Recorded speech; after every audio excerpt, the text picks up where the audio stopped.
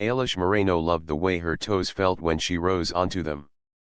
It was a small, sharp joy, the tiny ache in her calves, the whisper of satin against skin, the hush that came when the world narrowed to music and movement.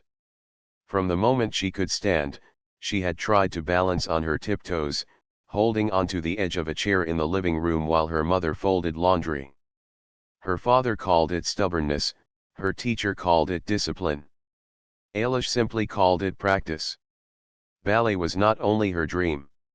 It was the thing that made her feel capable and bright in a life that otherwise often felt ordinary.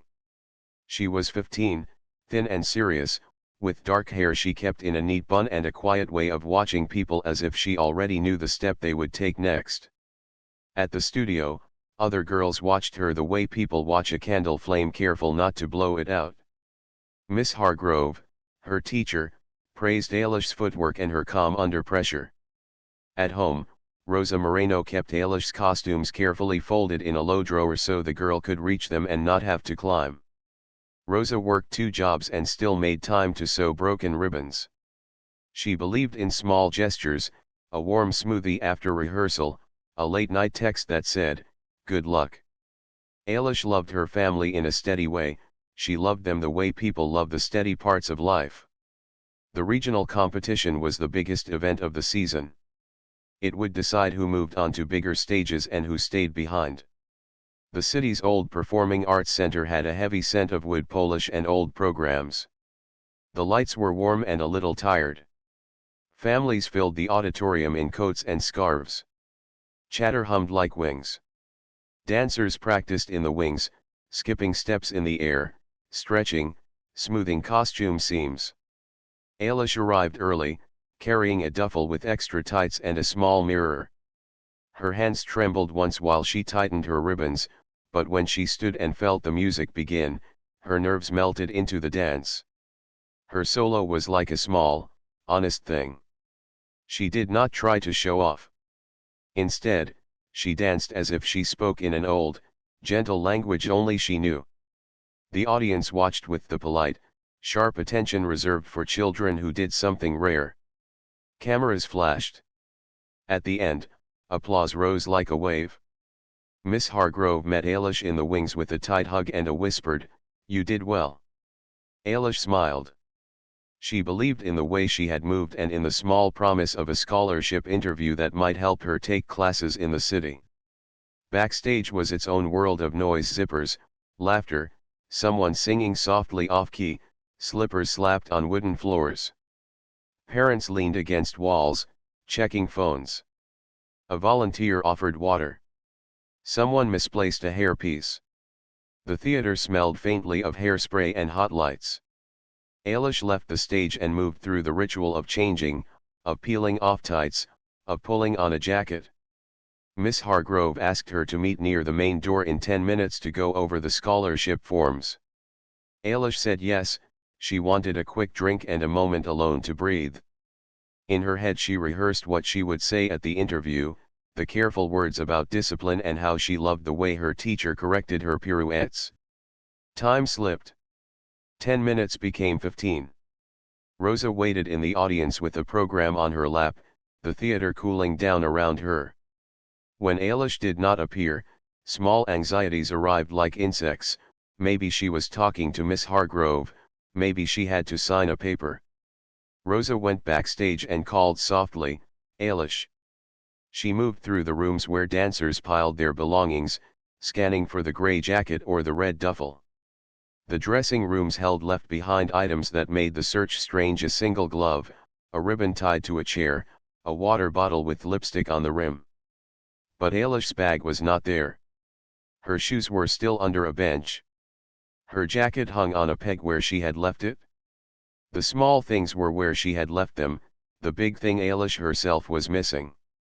At first, the theater staff assumed the girl was delayed. Someone had seen a young woman who might have been Eilish walk out with another person, a volunteer thought. An usher checked the parking lot with a flashlight, calling names into the dark. The theater manager made an announcement just in case. Phones began to ring. Eilish's brother called her number, it went to voicemail. Volunteers checked the lost and found. People that night spoke in practical ways that helped keep panic at bay, checking lists, looking at sign-in sheets. But there was a hole in the plan. The last time someone had seen Eilish, she had been warm and alive on the stage. Now she was gone. By midnight, emptiness had settled. The auditorium lights were dimmed. The city outside felt colder and more indifferent than it had that evening. Rosa called the police. The officers took notes in a patient way. They asked all the things police ask at the start of a missing person report: when was the last time you saw her, who did she speak with, did she seem upset, was she meeting anyone? In the answers to those questions the small details began to grow heavy. Miss Hargrove remembered Eilish fiddling with a hairpin. A stagehand remembered a late delivery truck that had come and gone while people were changing. A security guard remembered a man who had lingered too long near the youths in the wings. News traveled quickly. By morning, the local paper ran a headline that felt too big for the small family's living room: local dancer missing after competition. Reporters parked outside the Moreno home. Camera crews set up under the neighbor's tree. The ballet world responded with a mixture of anger and fear. Friends and mothers printed flyers and taped them to telephone poles. Messages spread across social media: please to share, to call, to keep looking. In the studio, dancers gathered and clung to routines as if the steps could steady their minds. Rehearsals continued in a smaller, quieter way. Teachers tried to be both kind and firm, and everyone pretended that the ordinary world had not suddenly shifted. Rumors spread in the empty space where facts should be. Someone said a jealous rival had pushed her into trouble. Another claimed she had run away after a fight. Others whispered about strangers met online. Miss Hargrove refused these explanations with the calm certainty of someone who has watched a child grow into their best self. She did not run from ballet, she told reporters. She loved to dance. Yet the questions hardened into new policies. The studio tightened check-in rules. Parents began to ask hard questions about supervision. The theater cooperated with police, but there was a blind spot: a 15-minute gap in the surveillance footage where the cameras had not recorded. No one could explain why. Police work is often the slow work of folding thin paper into shapes that might hold truth. Detectives interviewed volunteers and checked the theater's records. They looked through parking lot footage, spoke to delivery drivers, and canvassed the neighborhood. They searched the places where teenagers liked to meet and checked local hospitals and shelters. Each lead was either a dead end or a small tug forward. The phone had not been used since that night. Social media went dark. The scholarship interview was postponed. The life that had seemed possible in the bright lights of the stage now lived in quiet rooms filled with waiting. The family felt the change as a constant weight. Rosa sat up late making lists of places to call. Eilish's father drove to intersections, scanning the faces in passing cars. Her brother kept Eilish's favorite ribbon in his jacket pocket. Friends and neighbors offered small kindnesses: casseroles, rides, company while the family waited in the police station. People spoke of hope because it filled the space that fear left empty. But there were moments when fear cut through: a volunteer's vague memory, a call with no news, a night when the wind screamed through an empty corner of the house and someone imagined Eilish's steps on the porch. For the city, the story lasted as long as its curiosity. For the family, the story became a long, steady ache. The police said they would not close the case. They promised to follow leads, to push through paperwork, to bring in cadaver dogs if needed. Volunteers printed more flyers. A small group of older dancers organized a vigil and kept singing until the police told them to stop for safety reasons. The theater rehearsed new rules for backstage safety. The community tried to keep together in ordinary routines while also watching for anything that might be a clue. In the quiet that followed, Eilish's small routines kept the memory of her bright. Her mirror, tucked in a corner of the living room, still reflected the same room where she had practiced. Her duffel remained where she had set it down. The music box Miss Hargrove had given her for luck sat on a shelf, its small dancer frozen mid-twirl. People lit candles on the studio steps. The days stretched. The search did not end, but it also did not yield answers. And in the empty spaces between calls and leads, the family learned a new kind of patience, the one where every small sound might be a step toward the truth. Detectives opened every door they could find, even the ones that made no sound at first. They treated Ailish's disappearance like a puzzle with missing pieces and began to gather the pieces one by one. Officers sat at long tables in the police station and spread maps, receipts, and lists. They made phone calls that left no pauses and asked questions that made people remember small things they had not thought of before. Volunteers who had worked the competition were called back to the station. Parents and teachers answered the same careful questions over and over. Every detail counted: the time someone remembered seeing a delivery truck, the color of a jacket, the exact words someone had used. The detectives knew that small details, when joined together, sometimes made a clear shape. The theater handed over what it could. Staff gave the police camera footage, sign-in sheets, and vendor lists. But the footage had a hole, a blind spot of about 15 minutes. Cameras that had been positioned to watch the main hallway did not capture a brief stretch near the dressing rooms where cables and a support column threw a shadow. The theater apologized and promised to help, but the missing minutes left a large, quiet question in the middle of the timeline. Detectives checked who had been working those sections that night. They asked vendors about anyone who had arrived or left early. One volunteer remembered a man who had lingered, a detail that seemed small until it was repeated by someone else. That man became a person in the investigation. People described him in different ways: a man with a trucker's cap, a man with a tired face, a man who handed out water bottles and lingered near the wings longer than seemed necessary. The police followed the name they were given at the event, Rylan Events. It was a common enough name for a small contractor, but when detectives called to ask about their employees and contractors, the answers were thin at first. The company said they used subcontractors sometimes, that names were not always logged carefully, and that paperwork could be messy after a long night of events. The statement did not help much, but it did give an address and an entry point for further investigation. Detectives checked Rylan Events records and traced a list of drivers, delivery schedules, and invoices. They pulled GPS data from trucks that had delivered that evening. Some trucks had clear logs. Others had gaps. One truck was traced to a rural waste transfer station after the event. Another driver had a shaky work history and had moved away. Background checks revealed a few small arrests for fights and public disturbance and a history of odd jobs. None of that proved guilt, but it helped the police map where people had been and who had access to the backstage areas. The investigators also listened to online chatter.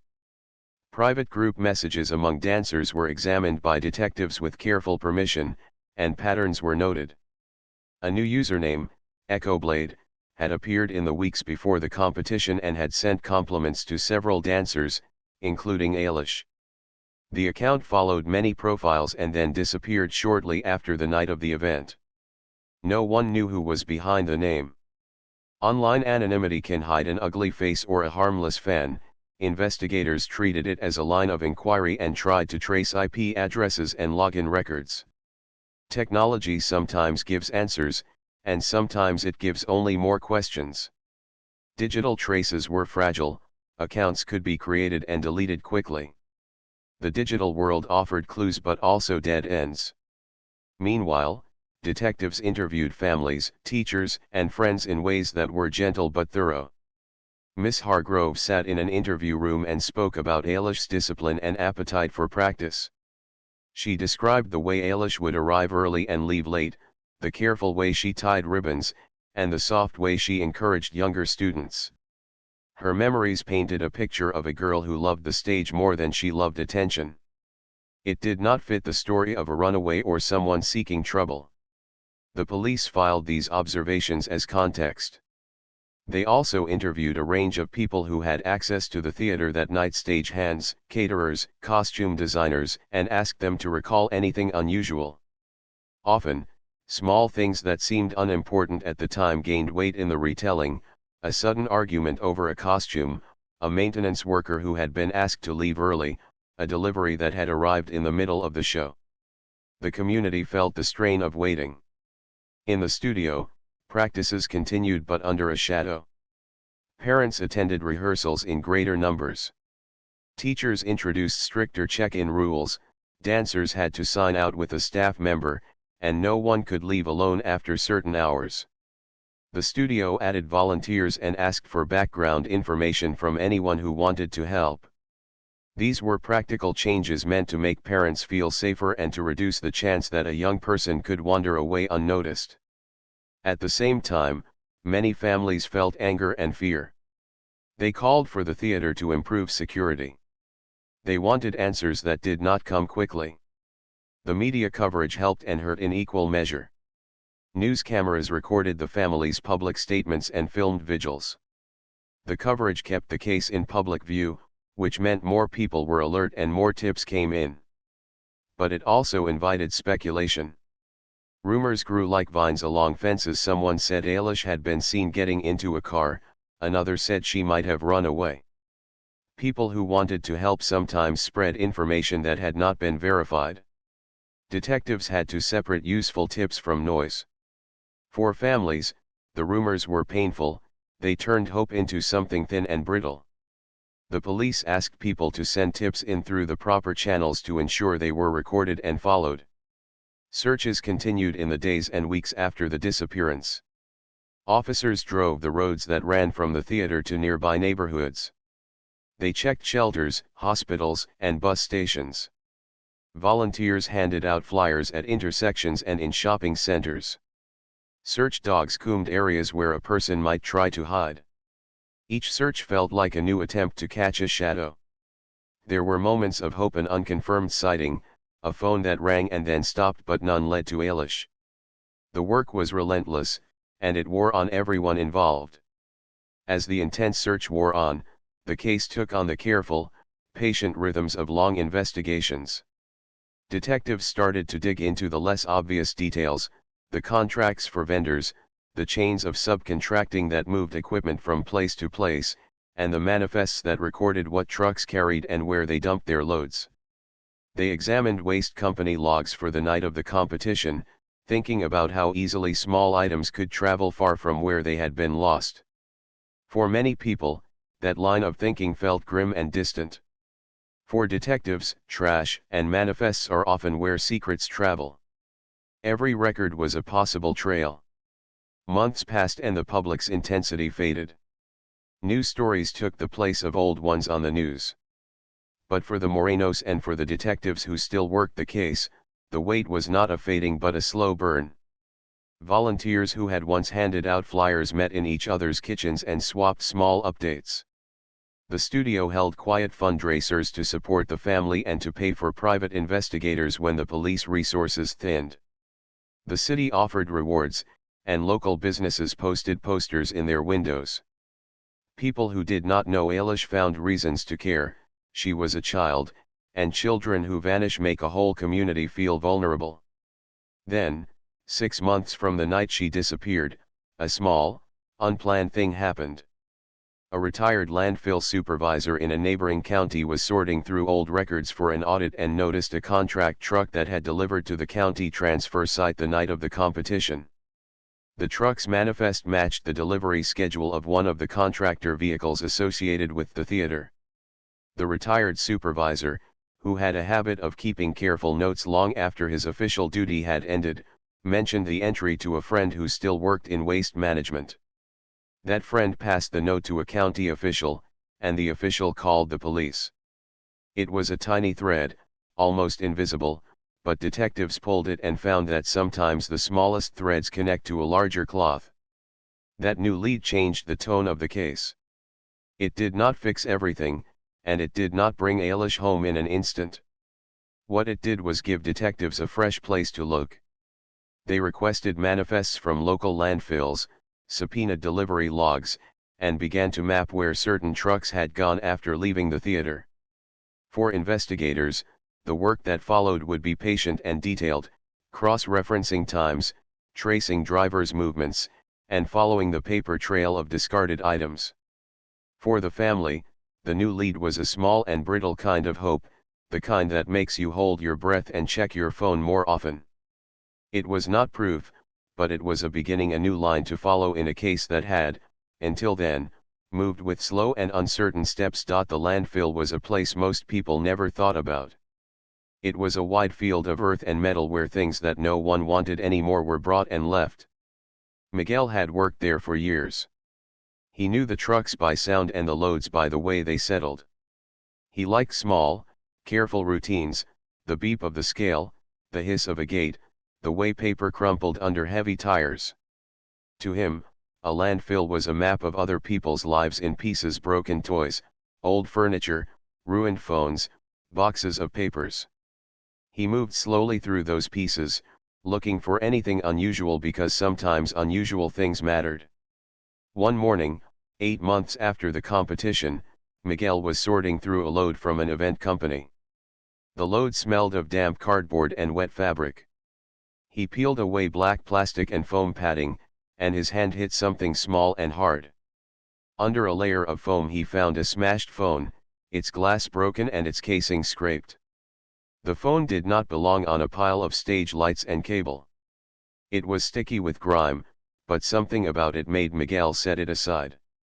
He had a feeling, the kind of feeling that comes from doing the same job a long time. He marked the box and called his supervisor. When the police came, they treated the find like a possible clue. A smashed phone in the trash could be nothing, or it could be everything. Forensic people arrived and packed the device carefully. In a lab, technicians cleaned the casing and opened the phone with tools that fit into small spaces.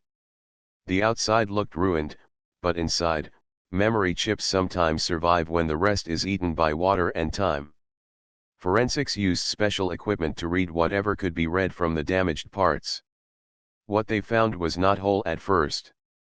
It was fragments, images with parts cut away, short videos that stopped suddenly, pieces of text that made no sense alone. Still, each fragment felt heavy with meaning. Among the fragments, a short, shaky video made people in the lab go quiet. It showed Ailish sitting on the floor of a small, dim room. Her hair was in the same neat bun she always wore for practice. She wore the gray jacket everyone had seen the night she disappeared. She looked at the camera with a face that was tired and small. For a moment she smiled, a private, brave smile, and then she whispered a name. The voice was soft, but the lab replayed it again and again until people at the station could clearly hear, Rylan. After that, the camera shook and turned toward a pair of heavy boots and a sleeve. A muffled voice said something like, "No one will look here." Then the video ended. The lab found other pieces too. A partial GPS tag hinted at a location. A voicemail fragment contained a number and a storage unit code. A photograph showed a music box with a small dancer painted on the lid, the kind of thing a little girl might keep. The music box had a scratch on its bottom that matched a charm someone remembered seeing in a photo of Garrett Rylan. For the detectives, the pieces fit together in a worrying pattern. Small things began to point in the same direction. Detectives moved fast and carefully. They checked the truck manifests and found that a vehicle tied to Rylan events had been at the landfill the night of the competition. They subpoenaed records and GPS logs, tracing where certain trucks had gone after leaving the theater. They tracked phone signals and cross-checked names on contracts. Each step required patience and careful paperwork, but the fragments from the phone had changed everything from a cold case into a live investigation with a clear lead. When the police called Rosa, she was in the kitchen washing a dish. She answered, and the detective's voice was careful and slow.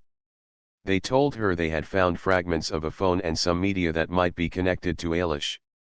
Rosa listened and then felt the kitchen tilt. She held onto the counter until the world steadied. That night, the family came to the station. In a small room, They watched the video clip with hands that trembled. Seeing Eilish's face, even briefly, brought relief that cut into fear. She was alive in the clip.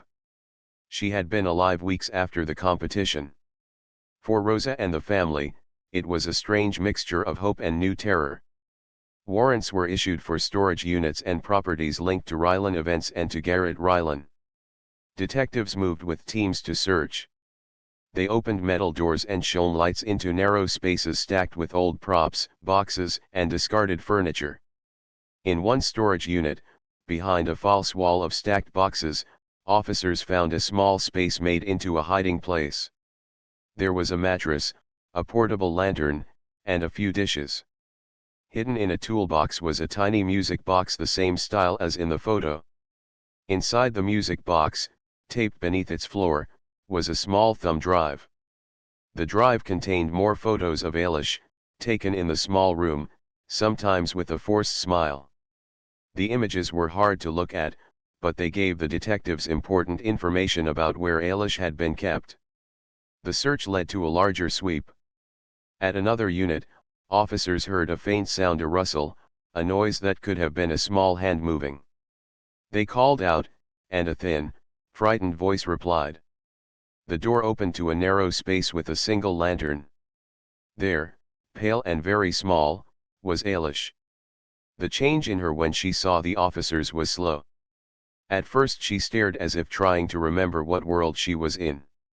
Then she recognized voices and faces. She knew Miss Hargrave's voice, the sound of her mother stepping forward. She wrapped her arms around herself and trembled. The rescue was gentle. Officers invited her out and wrapped a blanket around her shoulders. They took her to a nearby medical center where nurses checked her for injuries and gave her water. She was exhausted, underfed, and frightened, but alive. Doctors gave her care without rush. A trained counselor sat with her and spoke softly. In the hours that followed, Eilish said small things in short sentences. She told them she had been taken the night of the competition by a man she thought could help. He had promised to arrange a meeting with someone who could give her a scholarship. She trusted him because he had seemed kind at the theater. Later she learned he had no plan to help. He had moved her between places and told her to stay quiet. The news of the rescue moved through the city like a sudden bright wind.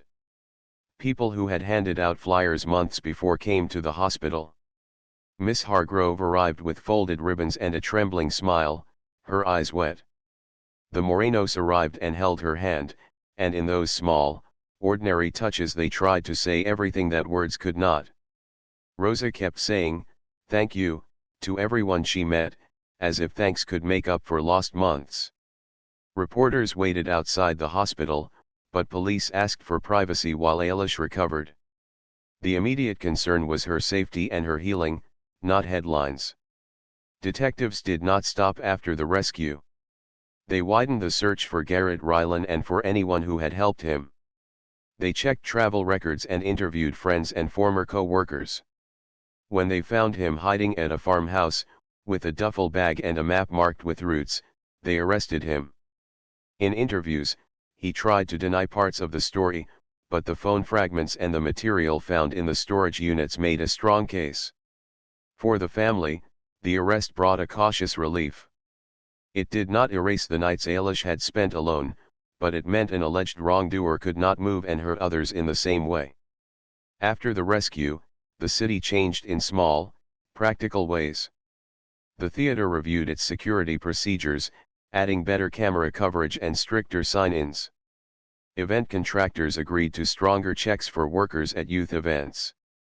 The dance studio put new rules in place. Dancers could not leave alone after performances, and volunteers had to provide clear identification. These changes were small shields, but they gave families a sense that the system had learned something from the harm it had allowed. For Eilish, healing would take time. She slept a lot in the days after the rescue.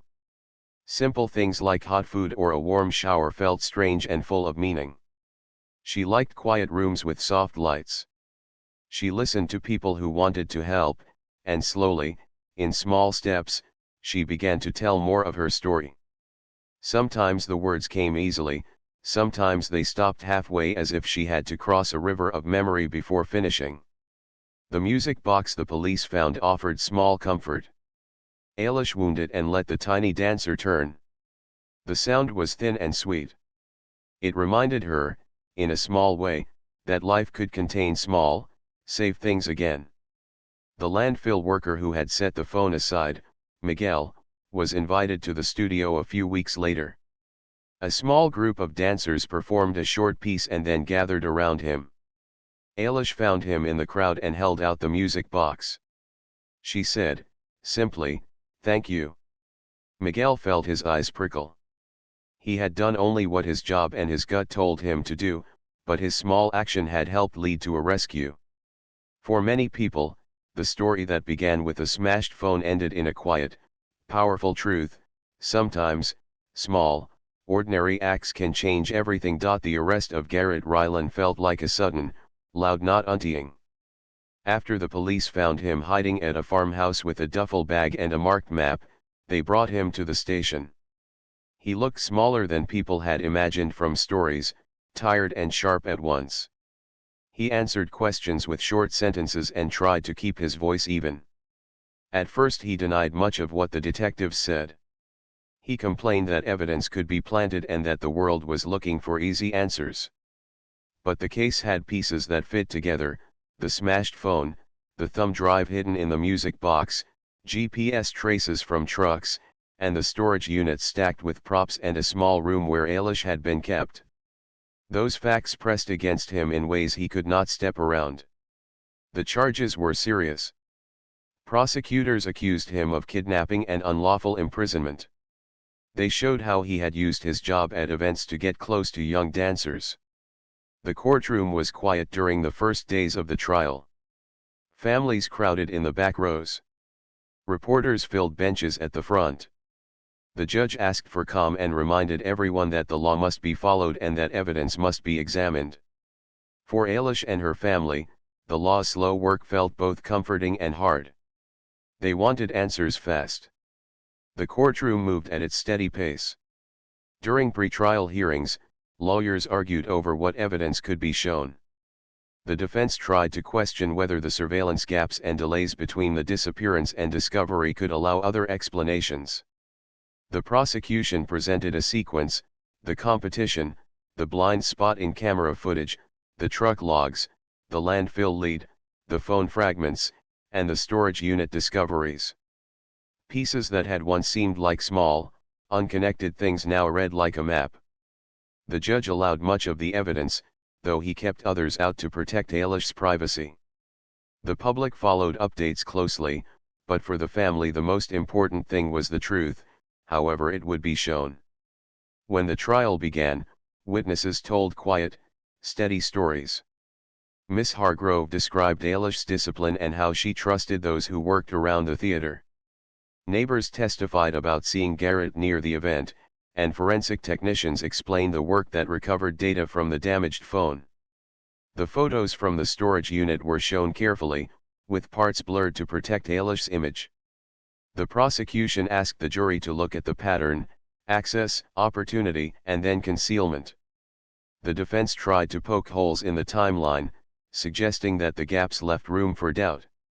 Yet the jury listened and watched and took notes. Eilish did not testify at first. Her counselors and lawyers advised a careful plan. The court allowed a recorded statement and a counselor sat beside her as she answered questions in short bursts. She described the fear she felt and the things she remembered, but she did not offer details that would harm her private life. Her words were simple and steady. She said she had gone because she believed him, that she had been moved between places, and that she had learned to be quiet to survive. Her voice was small in the recording, but it carried a quiet power. In it, she showed the world a truth that no paper or map could deny. During the trial, Garrett's past came into focus. The prosecution showed patterns of behavior, small acts of control, strange questions, the renting of storage spaces, and the way he moved equipment at events. People who had worked with him described a man who was polite on the surface but who had a habit of isolating others and of traveling between jobs in ways that hid what he did. Friends who had once vouched for him admitted they had not known everything. The picture that grew in the courtroom was not of a single violent act but of repeated small choices that led to a terrible outcome. The jury heard it all with a face of careful deliberation. When the jury returned a guilty verdict on multiple counts, the courtroom filled with quiet sobs and gasps. For the Morenos, the verdict was relief and grief braided together. Relief because a person accused of hurting their daughter would not walk free, grief because a part of their lives had been stolen and could not be returned. Garrett's face did not show much. His attorney promised an appeal. The law would continue its steps. But in that moment, the family felt some weight lift. The city watched the sentence, and people spoke about the need to make youth events safer. Sentencing did not erase what had happened. The judge spoke of harm, of remorse, and of the need for a firm response to protect others. Garrett received a long sentence that would keep him away from the community for years. In the eyes of the law, the punishment fit the crime. In the eyes of the family, it was one part of a larger recovery. No prison term could bring back lost time or unscathed trust, but people hoped the sentence would prevent future harm. After the trial, life shifted toward repair. For Eilish, the work of healing began in small ways. Therapists taught her how to sleep again without waking in panic. Counselors used gentle techniques to help her name feelings and to build routines that felt safe. She found small anchors, a favorite mug for warm tea, a playlist of songs that did not remind her of the theater lights, and the music box that had played a tiny role in her rescue. She went to physical therapy for the aches that practice had left and to counseling for the inward bruises that silence had caused. Each appointment, each slow step forward, counted. Miss Hargrove and the studio community wrapped around Eilish like a careful shawl. Teachers adjusted how practices ran.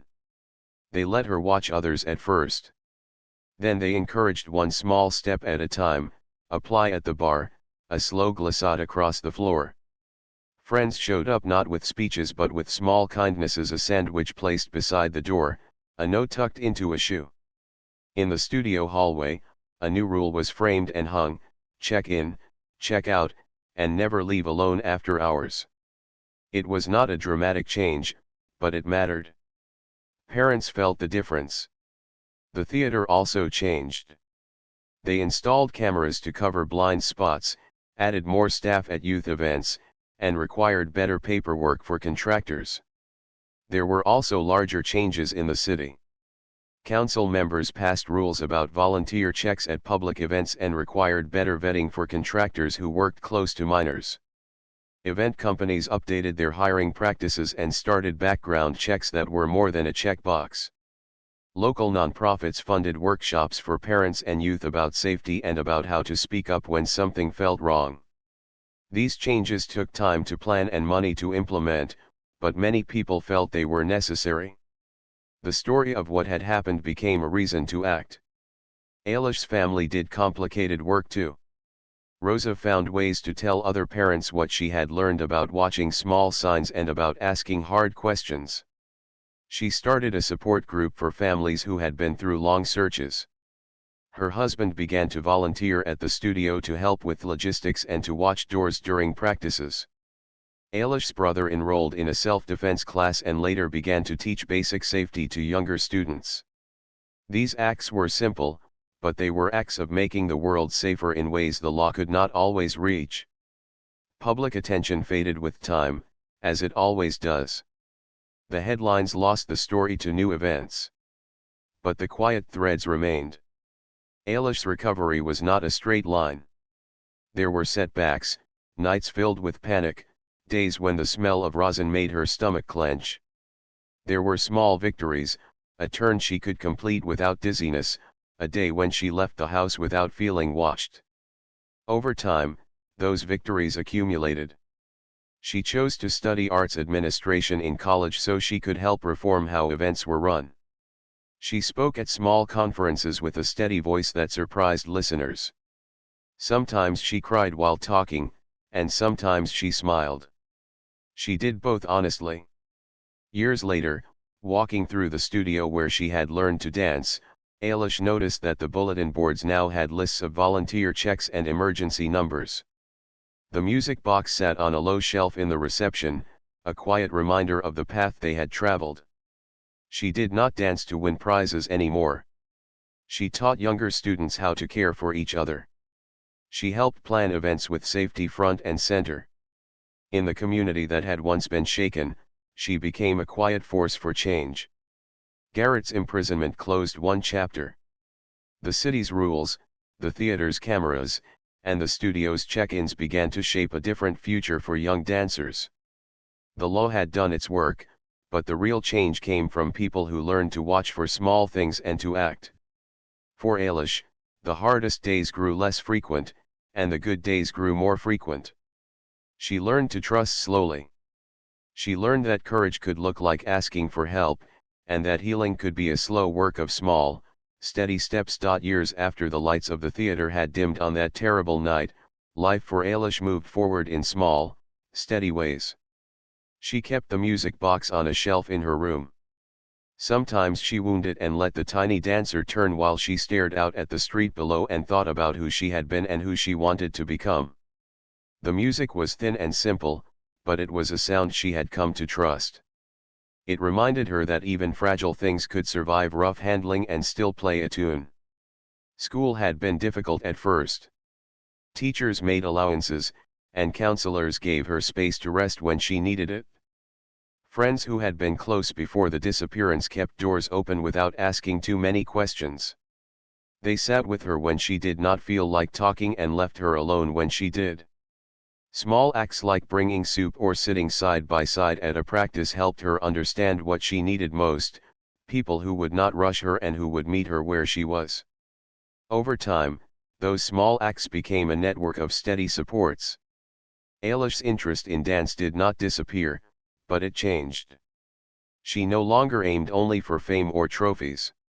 She loved the way movement could tell a story, and she wanted other young dancers to have a safer path than she had. So she chose a quieter road, studying performing arts administration at a nearby college. She learned how events were run, how budgets worked, and how the schedules of hundreds of people could be arranged without leaving young performers exposed. She asked questions in class that sometimes surprised her teachers, not about choreography, but about safety plans, check-in systems, and volunteer vetting. Professors noticed the way she thought carefully and spoke with a calm firmness that came from experience. At the studio, she took slowly increasing roles. At first she only observed rehearsals from a corner, a safe distance away. Then she helped tape up posters and fold programs. Later she organized small workshops on safety and communication. She taught other students how to trust their instincts, how to speak up if something felt wrong, and how to make smart choices about whom to trust. Her lessons were practical: always check who you give your number to, never leave a rehearsal alone after dark, and tell a teacher if someone offers a private meeting. She told these things without anger. Her voice carried careful hope, the kind that grows after fear has been named. The community around her changed too. The theater kept better records, and it hired a small safety officer who made sure backstage areas were always watched. Event companies began to require background checks for anyone who would work near minors. City officials passed a few rules that made paperwork stricter, and insurance companies asked venues to prove they had safety plans. People grumbled about forms and checks at first, but many parents felt relief. The changes never erased the months Ailish had lost, but they did mean fewer gaps where danger could hide. Rosa found ways to help others who had walked through the same long, painful wait. She started a support group at the community center where parents could meet and share what they had learned. The group became a space for quiet advice and practical help: how to organize searches, which numbers to call, and how to speak with police without feeling overwhelmed. Rosa spoke at town meetings about the importance of small things: double-checking sign-out sheets, asking volunteers for identification, and trusting one's instinct when something felt off. Her voice had the authority of a parent who had lived the worst fear and had found a way to keep living anyway. Ailish's brother grew into a young man who believed in action over words. He took classes in self-defense and basic first aid and began to teach younger students simple skills: how to hold a strong stance, how to call for help, and how to stay in a group when traveling at night. He liked to remind friends that strength was not only muscle but the ability to say no and to go get help. His quiet lessons became part of the studio's routine. Parents liked seeing the boys and girls learn to look out for one another, and the studio director made these lessons part of every new student's first week. Miguel, the landfill worker who had found the smashed phone, came to mean something more than a single act of curiosity. The studio invited him to a small gathering where dancers performed a short, simple piece. Miguel stood at the back, awkward with the attention, but the applause that followed made his shoulders lift. Ailish found him in the crowd and walked up with the music box in her hands. She gave it to him and said, quietly, "You were brave to set that box aside." Miguel, who had never been a public figure, looked both proud and shy. He said later that he simply did his job and followed a hunch, but people who had watched the rescue knew that small, ordinary decisions sometimes had extraordinary consequences. Ailish also began to help shape policy in small ways. She spoke at community workshops and at modest conferences for arts administrators about how to plan events that kept young performers safe. She told stories without seeking sympathy and with careful attention to detail, the kind of detail that led organizers to change a rule or add a camera or check a volunteer's reference. Her talks were frank but not bitter. She wanted practical change, not punishment. When officials listened to her, they often made simple adjustments that mattered: clearer sign-in sheets, buddy systems for young performers, better lighting in backstage corridors. There were setbacks. Some days fear came back with surprising force.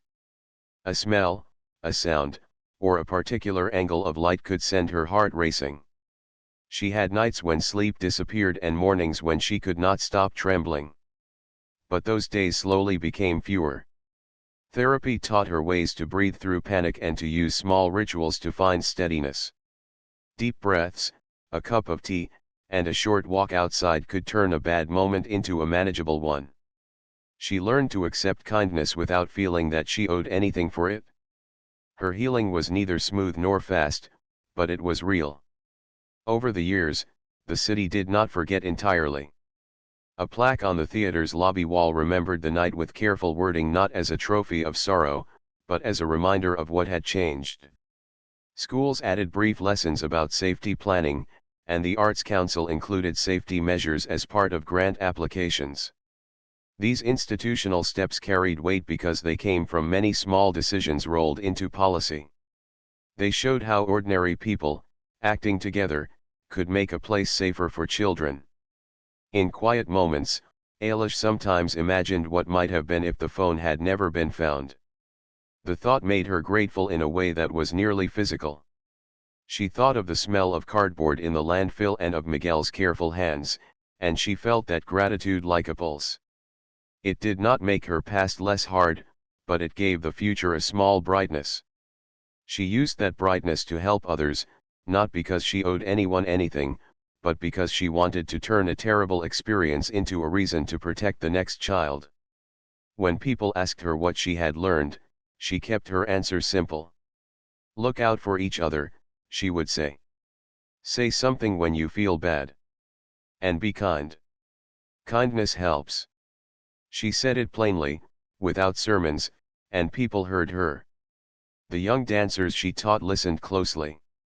They practiced not only steps but small kindnesses: holding a door, sharing water, asking a partner if they were all right.